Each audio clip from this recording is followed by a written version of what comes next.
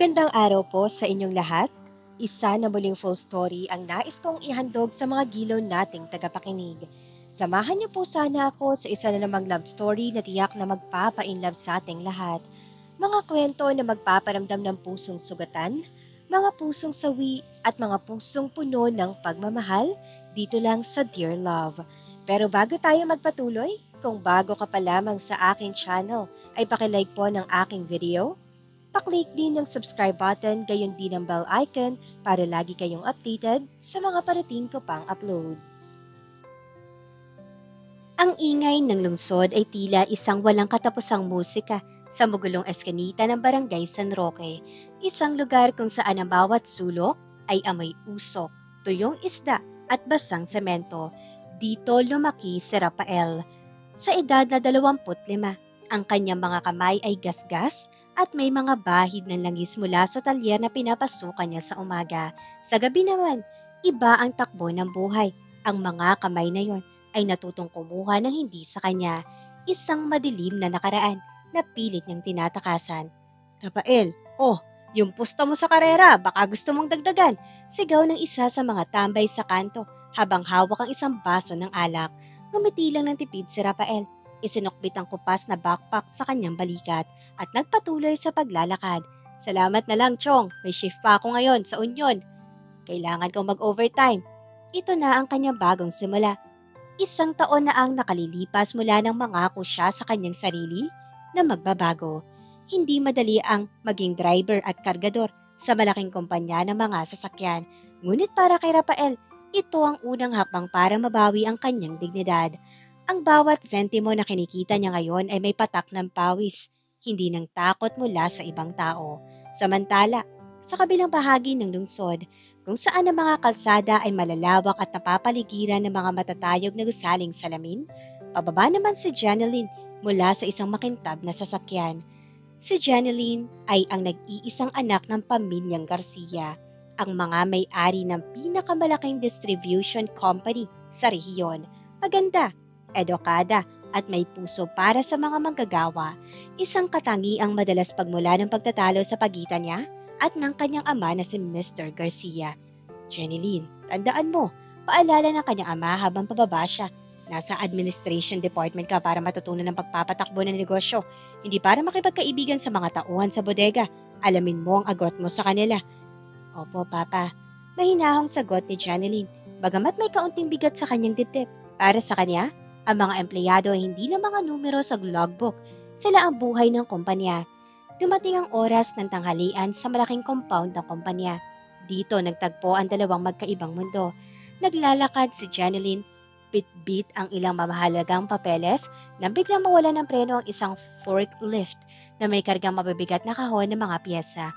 Dire-diretso ito sa direksyon kung saan siya naglalakad. Tabi, walang preno! Sigaw ng operator. Napatigil si Janeline sa gitna ng kalsada. Tila napako ang mga paa sa semento dahil sa gulat. Sa mga segundong yon, walang sino mang makakilos sa mga nakapaligid maliban sa isang tao. Isang mabilis na anino ang sumalubong sa panganib. Buong lakas na hinablot ni Rafael ang braso ni Janeline at sabay silang gumulong sa semento. Eksaktong isang segundo bago sumalpok ang forklift sa pader na nasa likuran nila. Kumalat ang mga bakal at kahon. Lumikha na isang malakas na kalog na gumising sa buong compound. Hinihingal na napatingin si Rafael sa babaeng yakap niya na magtama ang kanilang mga mata. Tila huminto ang ingay ng paligid. Ang mga mata ni Janeline ay puno ng takot, habang ang kay Rafael naman ay puno ng pag-aalala. Ayos ka lang ba, miss? Tanong ni Rafael, habang dahan-dahang tumatayo at inilalahad ang kanyang kamay upang tulungan ito. Nanginginig na tinanggap ni Janeline ang kamay ng lalaki. Aba, oo, ayos lang ako. Maraming salamat. Habang pinapagpag ni Rafael ang dumi sa kanyang kubas na uniforme, napansin ni Janeline ang sugat sa siko nito na nagsisimula ng dumanak ang dugo. Teka, nasugatan ka dahil sa akin. Sumama ka sa akin sa klinik. Nako, wag na miss. Gasgas lang ito. Sanay na ako rito. Sagot ni Rafael na may kasamang maggalang ng ngiti. Ang mahalaga, ligtas ka. Bago pa man makapagsalita ulit si Janeline, dumating na ang mga security guard at ang mga manager, kabilang si Mr. Palacio, ang head of operations, na kilalang istrikto at mapangmata sa mga ordinaryong manggagawa. Ano nangyayari rito? Janeline, ayos ka lang ba? Tanong ni Mr. Palacio Sabay baling kay Rafael na may matalim na tingin. Ikaw, anong ginawa mo sa anak ng may-ari? Dito nag-umpisa ang unang patak ng kwento na magbabago sa buhay nilang dalawa. Sandali lang, Mr. Palacio. Mabilis na pagharang ni Janeline bago pa man tuluyang mapagbintangan ng manager si Rafael. Ang boses niya, bagamat mahinhin, ay may determinasyong nagpatigil sa lahat. Huwag niyo siyang sisihin. Kung hindi dahil sa kanya, baka nasa ospital na ako ngayon. Iniligtas niya ako sa forklift. Napaatras na bahagya si Mr. Palacio. Halatang napahiya sa harap ng mga nag-uusisang manggagawa. Tumingin siya kay Rafael mula ulo hanggang paa. Pinasadahan ng tingin ang kupas nitong t-shirt na may mantsa ng langis at ang gasgas sa siko. Kung ganoon, magaling. Pilit ang ngiting sabi ni Mr. Palacio, sabay piksi ng kanyang polo. Pero sa susunod, mag-ingat kayo sa area na ito, mga kargador. Bumalik na kayo sa trabaho, tapos na ang palabas. Unti-unti naghiwalay ang umpisa ng mga tao. Bago pa man hilahin ng mga manager si Janeline patungo sa main office, lumingon siya kay Rafael. Bahagya siyang yumuko bilang tanda ng pasasalamat. Salamat ulit. Ako nga pala si Janeline. Rafael po, ma'am. Sagot ng lalaki, sabay hawak sa kanyang dibdib bilang paggalang. Kinagabihan, hindi mawala sa isip ni Rafael ang mukha ng dalaga habang nakaupo siya sa isang sirang silya sa labas ng kanilang maliit na bahay sa San Roque. Pinapanood ang mga batang nagtatakbuhan sa madilim na eskinita. Hinahawakan niya ang kanyang siko na may benda. Oh, malalim ata ang iniisip ng bida natin ngayon. Biro ni Kiko, ang matalik niyang kaibigan na kasabayan niya nagbagong buhay mula sa pagiging snatcher. Wala ito, Kiko. May nangyari lang sa bodega kanina. Sagot ni Rafael, sabay buntong hininga. Balita ko, anak daw ng may-ari ang iniligtas mo ah. Mukhang pumasok ka sa radar ng mga mayayaman, Rafael. Mag-ingat ka. Ang mga katulad natin, kapag napalapit sa apoy, madaling natutupok. Seryosong paalala ni Kiko. Alam ni Rafael na tama si Kiko. Ang agot ng buhay nila ay parang langit at lupa. Si Janeline ay amoy mamahaling pabango at nakatira sa subdivision. Siya naman ay amoy usok ng jeep at nakatira sa tabing ilog. Ngunit sa kabila ng paalala ng utak, may kakaibang pintig ang kanyang puso na hindi niya maipaliwanag. Pagkalipas ng 2 araw, itinalaga ni Janeline ng kanyang ama na mag-audit sa mismong union at bodega upang suriin ang kalagayan ng mga kagamitan. Isang paraan na rin para masubaybayan ang gastos ng kumpanya. Habang naglalakad, si Janeline bitbit ang kanyang clipboard na maingay at mainit na loading dock. Napansin niya si Rafael. Pawisan ito, nakasuot ng sando at buong lakas na nagbubuhat ng 2 naglalakihang kahon ng piyasa. Kitang-kita ang pagsisikap sa bawat galaw nito. Nang maibaba ni Rafael ang karga, kumuha siya ng baso ng tubig at uminom. Doon niya napansin na nakatayo sa di kalayuan si Janeline. Seryosong nakatingin sa kanya. Agad na kinuha ni Rafael ang kanyang t-shirt at mabilis na isinuot. Nahihiya sa kanyang hitsura. Ma'am Janeline, magandang hapon po. Bakit po kayo napadpad dito sa bodega? Mainit po rito, baka mahilo kayo. Ngumiti si Janeline. Isang ngiti na tila nagpapalamig sa buong paligid para kay Rafael. Wag mo na akong tawaging ma'am. Kapag tayo lang ang magkausap, Rafael, Janeline na lang. At okay lang ako. Binibisita ko lang ang mga pasilidad para masigurong ligtas na ang mga makinarya. Tumingin si Janeline sa siko ni Rafael. Kumusta naman yung sugat mo? Naghilom na ba? Opo, gasgas lang naman po ito. Sanay na ang katawan ko sa ganito. Sagot ni Rafael sabay kamot sa batok. Kahit na, utang ko sa iyo ang buhay ko. Seryosong sabi ni Janeline. May kinuha siya sa kanyang bag. Isang maliit na paper bag na naglalaman ng mamahaling ointment para sa sugat at ilang perasong baked goods. Para sa iyo, pasasalamat lang. Nag-atubili si Rafael. Naku, hindi ko po ito matatanggap. Tanggapin mo na.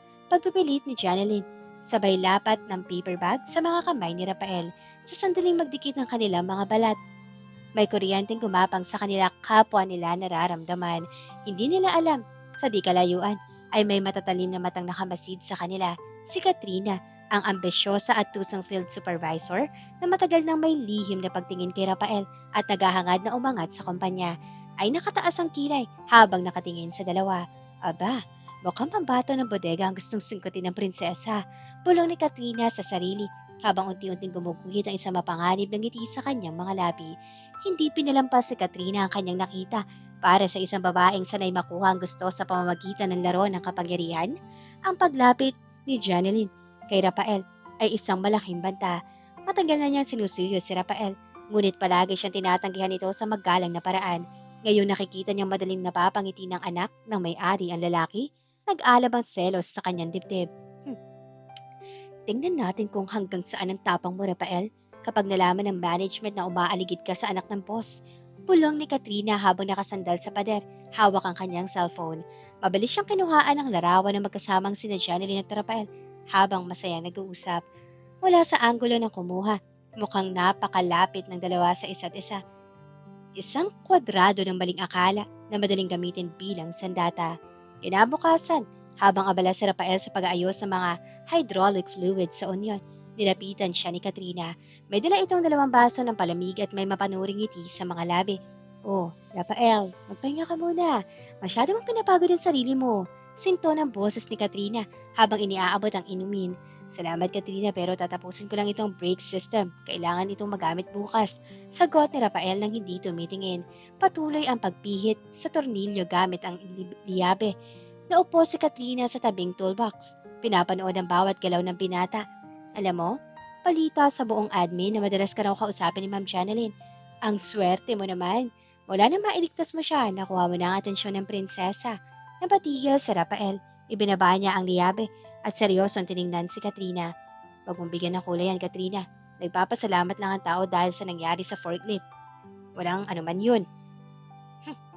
Sabi mo nga, nakataas ang kilay na sagot ni Katrina. Pero alam mo naman dito sa kumpanya, di ba?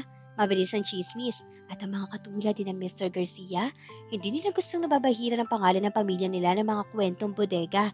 Pinapaalalahanan lang kita. Baka kasi nakakalimutan mo kung saan ka nang galing. May talimang huling salita ni Katrina na tumagos sa dibdib ni Rafael. Alam niya ang kanyang nakaraan bilang snatcher sa San Roque. Alam niyang isang maling galaw lang. Madali siyang husgahan ng mga tao dahil sa kanyang pinagmulan. Samantala, sa main office, hindi mapakali si Janeline. Sa kanyang lamesa, paulit-ulit niyang tinitingnan ang ibinigay niyang ointment kay Rafael. Iniisip kung ginagamit pa ito ng lalaki. May kakaibang sensidad si Rafael na hindi niya nakikita sa mga lalaking ipinapakilala sa kanya ng kanyang ama. Mga lalaki puro negosyo, pera, at katayuan sa lipunan ang nasa isip. Si Rafael ay totoo, marangal, at may lalim na hindi pinagmamayabang. Nagpa siya si Janeline na bumaba ulit sa breakdown area para ibigay ang mga bagong safety guidelines. Ngunit bago pa man siya makalabas ng administrative wing, sinalubong siya ni Mr. Palacio. Ma'am Janeline, mabuti at nakita kita. Seryoso ang mukha ng operations head. May nag-forward sa akin ng isang ulat mula sa field. Tungkol ito sa isa sa mga kargador natin, si Rafael. Kinabahan si Janeline ngunit pinilit niya maging kalmado. Ano pong meron sa kanya, Mr. Palacio? Iniharap ni Mr. Palacio ang kanyang tablet kung saan makikita ang larawang kinuha ni Katrina kanina. May mga ulat na tila nagiging masyado siyang pamilyar sa inyo, ma'am. Alam ninyo naman ang striktong patakaran ng inyong ama ukol sa fraternization sa pagitan ng management at ng mga labor workers. Bukod pa riyan, nag-atubili si Mr. Palacio bago nagpatuloy na may kasamang mali siya. Ipina-background check ko sa Rafael. Siya ay may record ng petty theft sa San Roque bago siya pumasok dito. Dalaki ang mga mata ni Janeline. Hindi siya makapaniwala sa narinig. Hindi dahil sa natatakot siya kay Rafael, kundi dahil napagtanto niya may gumagawa ng paraan para sirain ng lalaki. Isang dating kriminal ang taong hinahayaan ninyong mapalapit sa inyo, Janeline. Dagdag pa ni Mr. Palacio na tila nananalo sa usapan. Kailangan natin aksyonan nito bago pa makarating sa papa mo. Hindi ako naniniwala na may masamang intensyon sa Rafael, Mr. Palacio. Mariing sagot ni Janeline.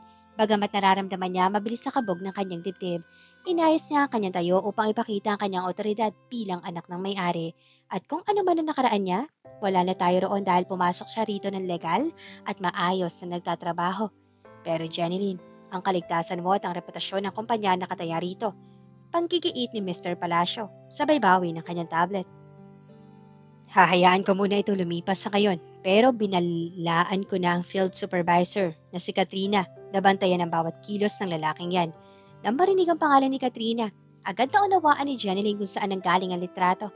Hindi niya ipinakita ang kanyang galit kay Mr. Palacio, ngunit pagkaalis ng manager, mabilis siya naglakad patungo sa bodega, hindi upang umiwas, kundi upang alamin ang buong katotohanan.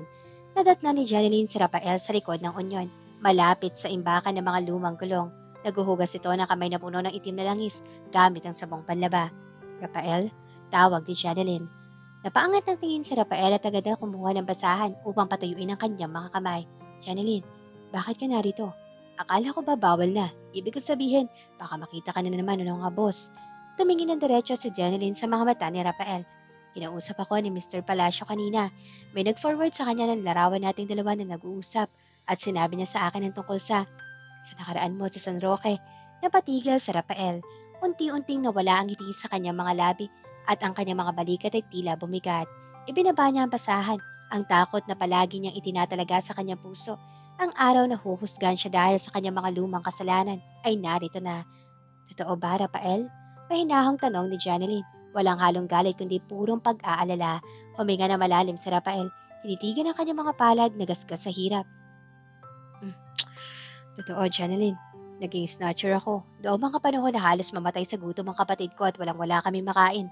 Pinili ko maging masama. Kinuha ko ang mga bagay na hindi sa akin. Tumingin siya ng diretso kay Janeline. May luha sa mga matang pilit niyang pinipigilan. Pero sumumpa ako sa sarili ko na hindi ko nababalikan yon. Ang bawat barya na kinikita ko rito sa Union, malinis yan. Pinagpapawisan ko yan. Kaya kung nakatatakot ka sa akin, naiintindihan ko.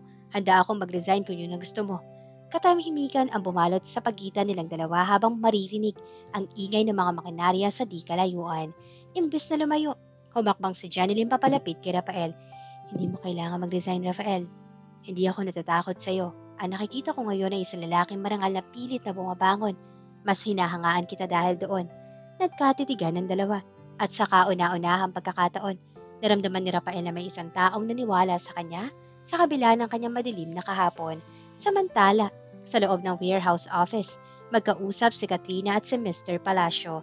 May hawak na envelope si Mr. Palacio na naglalaman ng mga peking delivery log at mga invoice sa mga piyesang unti-unti nawawala sa inventaryo. Isang sekretong korupsyon na matagal nang ginagawa ng operations head. Sigurado ka ba na kayang itumba ng plano mo si Rafael, Katrina? Tanong ni Mr. Palacio habang nakangiti ng nakakaloko. Garantisado, sir. Sagot ni Katrina habang naglalagay ng pulang lipstick. Gagawa tayo ng eksena na magpapatunay na magnanakaw pa rin siya. At kapag nalaman niya ng papa ni Janeline, hindi lang siya masisisante. Makukulong pa siya. Sa ganoong paraan, mapapalayo siya sa prinsesa. At walang makakatuklas sa mga nawawalang piyesa na ibinebenta natin sa labas. Ang patibong ay nakahanda na at walang kamalay-malay si Rafael na ang kanyang pagbabagong buhay ay malapit ng subukin ng isang matinding unos. Bago pa man tuluyang mailatag din na Katrina at Mr. Palacio ang kanilang patibong, isang hindi inaasahang pagkakataon ang naglapit pa sa mga puso ni Rafael at Janeline. Sabado ng hapon, dahil walang pasok sa administrasyon, ngunit may kalahating araw na shift ang mga kargador, nagkita ang dalawa sa labas ng gate ng kumpanya. Sakto bumubuhos ang biglaang ulan ng tag-araw. Janeline, wala kang dalang sasakyan ngayon? Tanong ni Rafael habang nakatayo sa ilalim ng waiting shed. Hawak ang isang malaking payo na medyo may tastas na ang gilid. Pinauna ko na ang driver ko kasi may pinuntahan si Papa. Medyo nilalamig na sagot ni Janeline habang yakap ang kanyang sarili. Hindi ko akalaing uulan ng ganito kalakas eh. Tumingin si Rafael sa payong niya. Pagkatapos ay kay Janeline, lumunok siya ng malalim bago naglakas loob. Kung hindi ka nandidiri, gusto mo bang sumama muna sa amin? Malapit lang ang bahay namin dito. Doon muna natin patitilain ang ulan. May ginawang mainit na sopa si nanay para sa kapatid ko. Nag-atubili si Janeline ng ilang segundo. Naalala niya ang mga paalala ng kanyang ama tungkol sa panganib ng syudad. Ngunit nang tumingin siya sa tapat at nag-aalalang mga mata ni Rafael, nawala ang lahat ng pagdududa. Sige Rafael, salamat. Ang paglalakad patungo sa San Roque ay isang mata mulat na karanasan para kay Janeline. Magkasama sila sa ilalim ng iisang payo. Upang hindi mabasa si Janeline, mas pinili ni Rafael na ipihit ang payong sa dalaga. Kaya naman halos kalahati ng kanyang sariling balikat ay basang-basa na ng ulan. Napansin nito ni Janeline at lihim siyang napangiti sa pagiging maginoon ng binata. Pagdating sa maliit na bahay ni Rafael, sinalubong sila ng amoy ng bawang at mainit na sabaw. Ang bahay ay gawa lang sa pinagsamang semento at kahoy, ngunit napakalinis nito. Nay, may kasama po ako si Ma'am Janeline, anak na may-ari ng kumpanya. Pagpapakilala ni Rafael, agad na nataranta ang ina ni Rafael na si Aling Elena. Naku ma'am, pasensya na kayo sa munting bahay namin ha. Rafael, kumuha ka ng malinis sa tuwalya para kay ma'am. Wag na po kayong mag-abala, Aling Elena, Janeline na lang po. Nakangiting sabi ng dalaga habang tinatanggap ang upuan. Doon ay nakilala rin ni Janeline ang nakababatang kapatid ni Rafael na si Maya. Nalabis ang pasasalamat kay Rafael dahil ito ang nagpapakapagod para makapag-aral siya. Sa bawat kwento ng ina ni Rafael, mas lalo nakikita ni Janeline ang ginto sa puso ng lalaki. Si Rafael ay hindi lang isang driver, Siya ang haligi ng isang pamilyang nagsisikap ng marangal. Nang tumila ang ulan, hinatid ni Rafael si Janeline sa sakayan ng taxi. Salamat sa pagbisita sa mundo ko, Janeline. Mahinahong sabi ni Rafael. Salamat din, Rafael. Masaya ako na nakilala ko ang pamilya mo. Tugon ni Janeline.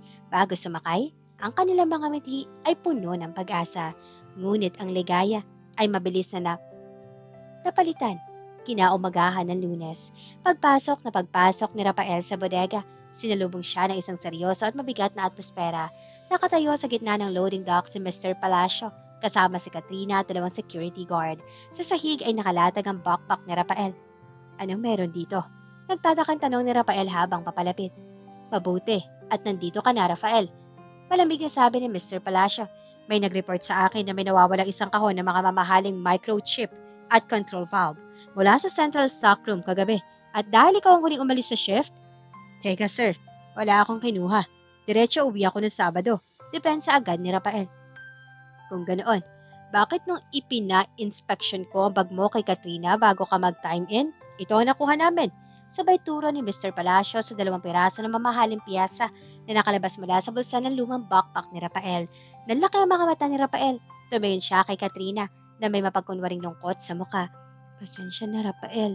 Sinto ng boses ni Katrina. Sinubukan kitang pagkatiwalaan pero nung chinek ko ang bag mo, niyanig ako. Mukhang hindi mo talaga matalikuran ang lumang gawi mo. Sinungaling ka. Iniligay mo yan dyan. Galit na sigaw ni Rafael. Lalapit sana siya kay Katrina. Ngunit agad siyang hinarang ng 2 gwardya. Tama na ang drama, Rafael. Huling-huli ka na. Sigaw ni Mr. Palacio na may nakatagong tagumpay sa kanya mga mata. Dalhin yan sa interrogation room at tawagan ng mga pulis. Ipaalam ninyo rin kay Mr. Garcia. Tingnan natin ngayon kung paano kayo pagtatanggol ng prinsesa. Habang hinihila ni Rafael ng mga gwardya, pumasok naman sa gate ng sasakyan ni Janeline. Walang kamalay-malay sa gulong na gaganap. Bitawan niyo ko, wala akong kasalanan. Ang boses ni Rafael ay umalingaw-ngaw sa malawak na loading dock habang pilit siyang kinakaladkad ng 2 armadong gwardya. Ang mga ugat sa kanyang leeg ay pumuputok sa galit at pagkadismaya. Alam niya ang larong ito. Ito ang laro kung saan ang mga tulad niyang nasa ilalim ang palaging talo. Anong kaguluhan ito? Ang boses na iyon ay sapat na upang mapatigil ang lahat. Mabilis na naglakad si Janeline papalapit sa umpisa. Ang kanyang mga takong ay lumilikha ng matatalim na tunog ng semento. Na makita ang itsura ni Rafael na hawak ng mga gwardya at ang kanyang bag na nakakalat sa sahig, agad na nagtagpo ang kanyang mga kilay. Ma'am Janeline, mabuti at nandito kayo. Agad na sumalubong si Mr. Palacio na may mapagkunwaring pag-aalala. Huling-huli sa akto ang kargador na ito. Nagtangka siyang magpuslit ng mga mamahaling microchip mula sa central stockroom. Isinama pa natin ang field supervisor na si Katrina bilang testigo. Tumingin si Janeline kay Katrina na bahagi nag-iwas ng tingin. Bago binalingan si Rafael, ang mga mata ng binata ay nagmamakaawa, hindi para sa kanyang kalayaan, kundi para sa tiwala ng dalaga. Janeline, sumumpa ako sa iyo. Hindi ko magagawa yan, nagbago na ako. Nangangatal ang boses ni Rafael. Huminga na malalim si Janeline at humarap kay Mr. Palacio. Nasaan ang logbook ng central stockroom para sa weekend shift? At nasaan ang footage ng CCTV sa tapat ng stockroom? Room? At locker room. Nabahala ng bahagya si Mr. Palacio, ngunit mabilis na nakabawi. Ma'am, nagkataong nagka-error ng system ng CCTV kagabi dahil sa kidlat at ulan. At ang logbook, si Katrina may hawak. Ganoon ba? Malamig ang naging tugon ni Janeline. Lumingon siya sa mga gwardya. Bitawan ninyo siya. Dadalhin natin ito sa opisina ng papa ko. Walang tatawag ng pulis hanggat hindi nadidinig ang magkabilang panig. Sa loob ng marangyang opisina ni Mr. Garcia, mabigat ang atmosfera. Nakaupo matanda sa likod ng kanyang malaking lamesang gawa sa mahogany, habang nakatayo sa harap niya sina Rafael, Janeline, Mr. Palacio at Katrina. Matapos pakinggan ang sumbong ni Mr. Palacio, dahan-dahang ibinaba na matanda ang kanyang salamin at tumingin kay Rafael. Ikaw ang lalaki nagligtas sa anak ko noong 1 linggo. Tama? Opo, sir. Sagot ni Rafael, matuwid ang tindig sa kabila ng dumi sa kanyang damit. Pinapasalamatan ko ang ginawa mo para sa anak ko. Pero iba ang usapin ng utang na loob sa usapin ng pagnanakaw. Seryosong sabi ni Mr. Garcia. May record ka na ng pagnanakaw sa labas at ngayon may nakuwang ebidensya sa bag mo. Papa, pakinggan mo muna si Rafael. Pagharang ni Janeline. Tumahimik ka muna, Janeline. Pang-otoridad na saway ng ama. Huwag mong ihalo ang emosyon mo rito. Pinalingan ng matanda si Rafael. Ano masasabi mo? Tumingin si Rafael ng diretso sa mga mata na may-ari ng kumpanya. Sir, alam ko pong marumi ang pangalan ko dahil sa nakaraan ko. Pero simula nung pumasok ako rito, pinangako ko sa sarili ko na magpapakamatay ako sa trabaho sa marangal na paraan. Ang mga piyasang yan, hindi ko alam kung paano napunta sa bag ko. Pero alam ko kung sino may hawak ng susi ng stockroom bukod sa akin. Si Katrina. Napasigaw si Katrina sa gulat. Hoy, wag mo kong idadami sa kalokohan mo, Rafael. Ako pa ba magnanakaw sa ngayon? Tama na, hudyat ni Mr. Garcia. Tumingin siya kay Mr. Palacio. Palacio, suspendihin muna ang lalaking ito habang ginagawa ang formal na investigasyon ng internal audit. Shanelyn, sa loob ng 3 araw, gusto ko ang kompletong report ng inventaryo. Kung mapapatunayang may kulang at si Rafael ang may gawa, ako mismo magpapakulong sa kanya. Pagkalabas ng administrative building, agad na nilapitan ni Janelyn si Rafael na kasalukuyan nag-aayos ng kanyang mga gamit sa labas ng gate. Rafael, mag-iingat ka muna. Huwag ka mag-alala. Hindi ko hahayaang mabilinggo ka sa kasalanang hindi mo ginawa. Pangako ni Janelyn, bakas ang labis na pag-aalala. Salamat, Janelyn, pero mas nag-aalala ako para sa iyo. Mahinahong sagot ni Rafael. Sina Mr. Palacio at Katrina, mukhang mas malalim ang ginagawa nila rito sa kumpanya ninyo. Mag-iingat ka rin. Nang umalis si Rafael, hindi nagsayang ng oras si Janelyn. Tinawagan niya si Kiko, ang matalik na kaibigan ni Rafael sa bodega na alam niyang tapat din dito. Kiko, kailangan ko ng tulong mo. Bulong ni Janelyn sa telepono habang nakatanaw sa bintana ng kanyang kotse. Kailangan nating alamin kung saan dinadala ni Mr. Palacio ang mga nawawalang piyesa sa gabi. Doon natin makukuha ang totoong ebidensya. Ang 3 araw na palugid ay nagsimula na at ang karera para sa hostisya ay naging mas mapanganib. Habang pilit na pinapakalma ni Rafael ang kanyang ina at kapatid sa San Roque, sinisiguro sa kanila na maayos ang lahat. Sina Janelyn at Kiko naman ay nagsisimula na sa kanilang mapanganib na misyon. 11:00 na ng gabi, ang paligid ng industrial zone kung saan matatagpuan ang isa sa mga lumang satellite warehouse ng pamilyang Garcia ay balot ng kadiliman. Patay ang mga pangunahing ilaw, maliban sa isang maliit na bombilya sa likod ng loading dock. Nakaparada sa lilim ng mga naglalakihang puno ang kotse ni Janelyn. Sa loob, kasama niya si Kiko na nakasuot ng itim na jacket. Ma'am Janelyn, sigurado ba kayo rito? Bulong ni Kiko, bakas ng kaba sa boses habang nakatingin sa rear view mirror. Masyado mapanganib ang ginagawa natin. Kung totoo ang hinala ni Rafael na si Mr. Palacio ang utak ng bentahan ng piyesa, malaking sindikato ito. Kailangan natin itong gawan. Gawan ng paraan, Kiko. Ito lang ang tanging paraan para linisin ang pangalan ni Rafael at iligtas ang kumpanya ng papa ko. Matapang na sagot ni Janelyn. Bagamat malamig na ang kanyang mga kamay sa kaba, hawak niya ang kanyang cellphone, handa mag-record sa unang senyales ng irregularidad. Makalipas ang 30 minuto, isang pamilyar na kulay pulang SUV ang dahan-dahan pumasok sa compound. Patay ang mga headlight nito. Nang huminto ang sasakyan, bumaba si Mr. Palacio na may bitbit na briefcase. Ilang sandali pa, isang closed van naman ang dumating.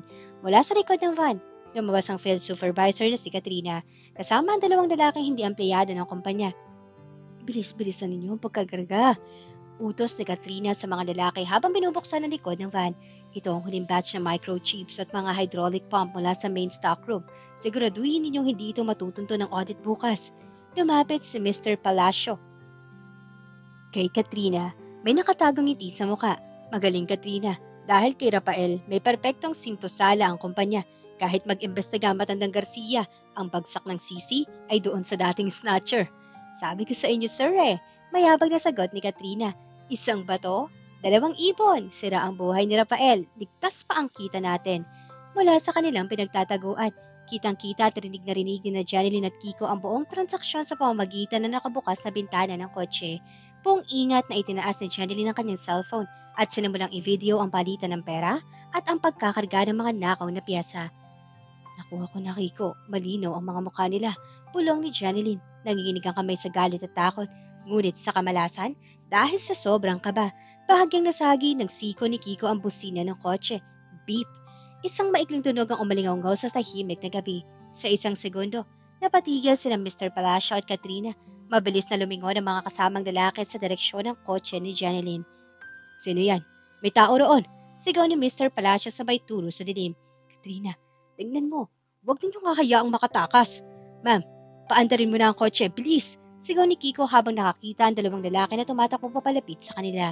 Mabilis na pinihit ni Janeline ang susi. Gumaralgal ang makina at buong lakas niyang tinapakan ng gasolinador.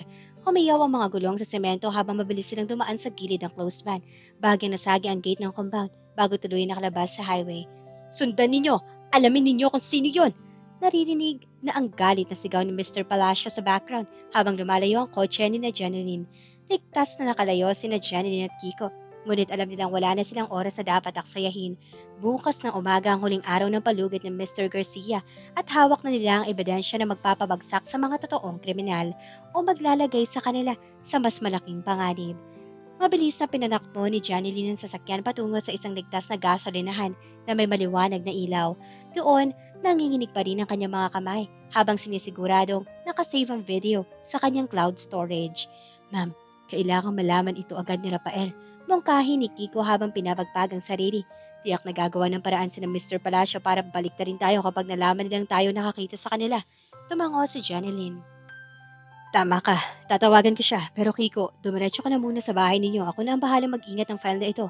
Bukas ng alas 8 ng umaga, magkikita-kita kami sa boardroom. Ngunit hindi nag-aksaya ng panahon ng sindikato. Dahil nakilala ni Katrina ang plaka ng sasakyan ni Janeline, agad nilang binuo ni Mr. Palacio ang isa mapanganib na plano bago sumikat ang araw. Alas 5 pa lang ng madaling araw, nabulabog ang tahimik na pamumuhay ni Rafael sa San Roque. Isang marangyang sasakyan ang huminto sa tapat ng kanilang bahay. Inasahan ni Rafael na si Janeline nito. Ngunit laking gulat niya nang bumaba mula rito si Mr. Garcia, ang ama ni Janeline, kasama ang 3 armadong bodyguard. Sir Garcia, gulat na bati ni Rafael habang lumalabas ng pinto. Kasunod ang kanya nag-aalalang ina. Malamig at puno ng puot ang tingin ng matanda. Nasaan ang anak ko, Rafael? Po, wala po siya rito, sir.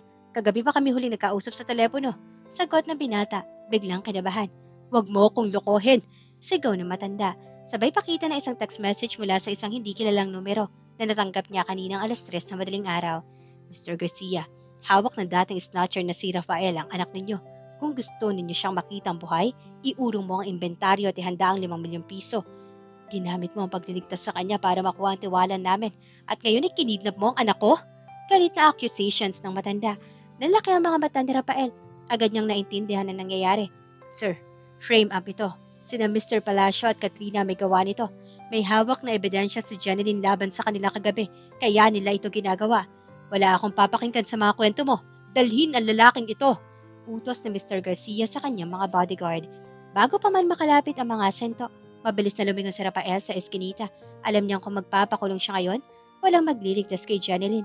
Ginamit niya ang kanyang bilis at kabisado mga pasikot-sikot sa San Roque. Kabaripas siya ng takbo. Lumundag sa mga pader at mabilis na nawala sa paningin ng mga bodyguard ng matanda. Habulin ninyo! Sigaw ni Mr. Garcia. Habang tumatakbo si Rafael, tinatawagan niya ang numero ni Janeline. Ngunit hindi ito sumasagot. Tinawagan niya si Kiko. Kiko, nasaan si Janeline? Hingal na tanong ni Rafael habang nakatago sa likod ng isang lumang bodega ng semento. Rafael, salamat at tumawag ka. Papunta ako ngayon sa opisina ng papa niya pero may balita ako mula sa isang driver sa satellite warehouse. Nakita raw si Katrina na may kasamang babaeng nakatali ang mga kamay na pinasok sa lumang sunugan ng gulong sa may boundary. Sigaw ni Kiko sa kabilang linya. Nakatalang buong katawan ni Rafael sa galit. I-text mo sa akin ang eksaktong lokasyon, Kiko. Ako na ang pupunta roon. Tawagan mo ang pulis. Ibigay mo ang video na nakuha ninyo kagabi. Paano ka, Rafael? Pinaghahanap ka na rin ng mga tao ng tatay niya. Walang kwenta ang buhay ko kung may mangyayari masama kay Janeline. Mariing sagot ni Rafael sabay patay ng telepono. Sa isang abandonadong planta sa boundary ng lungsod, nakatali sa isang sirang silya si Janeline.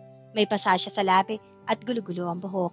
Sa harap niya, nakatayo si Katrina na hawak ang cellphone ni Janeline kung saan nandoon ang kopya ng video. Masyado kang mapusok, prinsesa. Nakangising sabi ni Katrina habang dinidelete ang file sa telepono. Akala mo ba matatalo mo kami? Ngayong umaga, ang papa mo ay abala sa paghahanap kay Rafael dahil sa kasong kidnapping. At ikaw, kapag natapos ang transaksyon, itatapon ka namin sa lugar na walang makakakita sa'yo. Hindi kayo magtatagumpay, Katrina. Mahinang sabi ni Janeline, ngunit may talim ang mga mata. Darating si Rafael, alam ko. Sana nga dumating siya. Tawa ni Katrina. Para isahan na lang ang paglibing sa inyo na marumi niyang nakaraan. Humaharurot ang lumang motorsiklo na hiniram ni Rafael kay Kiko. habang tinatahak ang masukal na daan patungo sa abandonadong planta. Ang bawat segundo ay parang isang taon para sa kanya. Ang tanging nasa isip niya ay ang kaligtasan ng babae na niwala sa kanya noong tinalakuran siya ng mundo. Pagdating sa gilid ng lumang planta, dahan-dahang ipinarada ni Rafael ang motor sa talahiban. Bitbit ang isang kalawanging liyabe na nakuha niya sa toolbox. Pumasok siya sa likod ng gusali sa pamamagitan ng isang sirang bintana. Sa gitna ng malawak at madilim na bulwagan, nakita na si Janeline na nakatali pa rin sa silya. Sa di kalayuan ay nakatayo si Katrina kasama si Mr. Palacio at ang tatlong armadong lalaki na kasabwat nila kagabi. May amoy ng gasolina ang unti-unting kumakalat sa paligid. Palacio, tapusin na natin ito. Maririnig na utos si Katrina habang hawak ang isang desinding lighter. Iwanan na natin dito ang katawan ng prinsesa. Kapag nasunog ito, abo na lang ang matitira. Walang ebidensya. Wag! Isang malakas na sigaw ang umalingaw-ngaw. Mabilis na lumabas si Rafael mula sa dilim. Bago pa man makakilos ang isang bantay, buong lakas na hinablot ni Rafael ang liyabe sa braso nito. Dahilan upang mabitawan ang hawak na baril, sinundan niya ito ng isang matinding suntok na nagpabagsak sa lalaki. Rafael! Sigaw ni Janeline. Biglang nabuhayan ng pag-asa. Aba, dumating ang sintusala. Nakangising sinto ni Mr. Palacio, sabay urong sa likod ng kanyang mga tauhan. Patayin ninyo yan. Sumugod ng dalawa pang lalaki kay Rafael. Kahit tihado sa armas, kinawit ni Rafael ang kanyang karanasan sa kalye. Mabilis siyang umiwas, gumulong, at gumamit ng mga lumang bakal para ipagtanggol ang sarili. Nakatanggap siya ng malakas na sipa sa sikmura at suntok sa mukha na nagpadugo sa kanyang labi, ngunit hindi niya hinayaang mabuwal siya. Sa huling lakas, nagawa niyang itulak ang isa sa mga kalaban sa mga nakatambak na bakal na nagdulot ng malakas na kalog.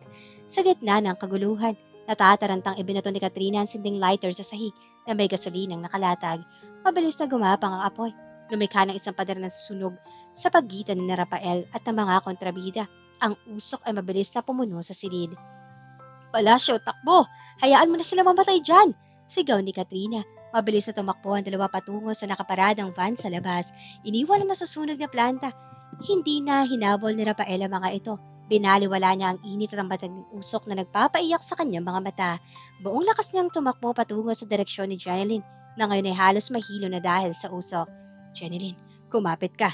Sigaw ni Rafael habang mabilis na kinakalagang mga tali sa kamay at paa ng dalaga gamit ang kanyang mga kamay. Kahit na napapaso na siya sa init, nang makalagang mga tali, agad na binuhat ni Rafael si Janeline na halos wala ng lakas upang makatayo.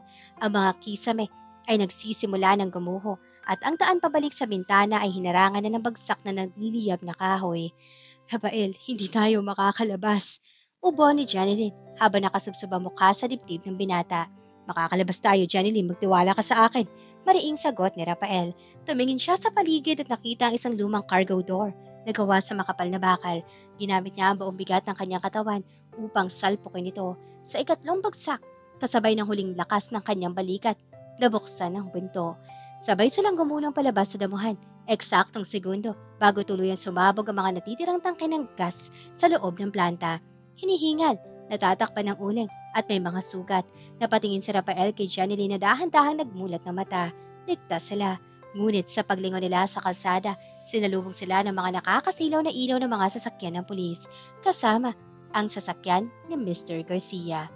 Ang tunog ng mga sirena ng pulis ay bumasag sa katahimikan ng madaling araw habang ang nagliliyab na planta ay unti-unting inaapula ng mga bombero. Sa damuhan, dahan-dahang inakay ni Rafael si Janeline patayo. Ang dalawa ay kapwa sugatan, natatakpan ng uling, ngunit ang kanilang mga mata ay puno ng ginhawa. Mabilis na bumaba sa kanyang sasakyan si Mr. Garcia, kasunod si Kiko at ang mga otoridad. Na makita na matanda ang kanyang anak na ligtas, agad siyang tumakbo at niyakap ito ng buong higpitan. Janeline, Diyos ko, salamat at ligtas ka! Umiiyak na sabi ng ama. Pagkatapos ay lumingon siya kay Rafael. May bakas pa rin ang pagdududa at galit. Ikaw, nasaan ang mga kasabot mo? Papa, tama na. Pigil ni Janeline. Humiwalay siya sa yakap at umarap sa ama. Hindi si Rafael ang may gawa nito. Niligtas niya ako. Sina Mr. Palacio at Katrina. Sila ang nagnanakaw sa kumpanya at sila ang nagpatali sa akin doon para sunugin. Mabilis na lumapit si Kiko at inaabot ang isang tablet sa mga pulis at kay Mr. Garcia. Sir, Nakuha po namin ang backup file ng video kagabi mula sa cloud storage ni Ma'am Janeline bago kunin ni Katrina ang telepono niya. Narito po ang mukha ni na Mr. Palacio at Katrina habang nagbebenta ng mga nakaw na piyesa sa satellite warehouse. Panoorin ninyo ito. Pinanood ni Mr. Garcia ang video. Habang tumatagal, unti-unting napalitan ng labis na kahihiyan at pagsisisi ang galit sa kanyang mukha. Narinig niya sa mismong video kung paano pinag-usapan ni na Mr. Palacio ang frame-up para kay Rafael.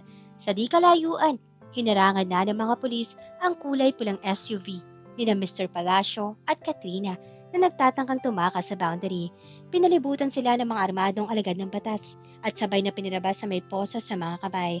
Habang dinadaanan si Rafael, walang magawa si Katrina kundi umiyak sa takot.